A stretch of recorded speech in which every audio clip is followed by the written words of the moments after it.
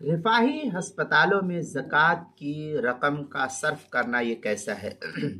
चुनांचे रिफाही अस्पताल आमतौर पर जो चैरिटेबल ट्रस्ट वगैरह के ज़रिए या आम रिफाही अस्पताल होते हैं, उसकी तामीर में ज़कात की रकम लगाना ये जायज़ नहीं है।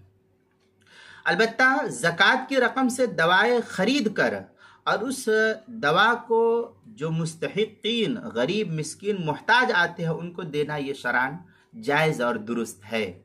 लेकिन गैर मुस्तहिक लोगों को ज़कात की रकम से ख़रीदी गई दवाएं वगैरह देने से ज़कात अदा नहीं होगी, उनको देना जायज़ नहीं है।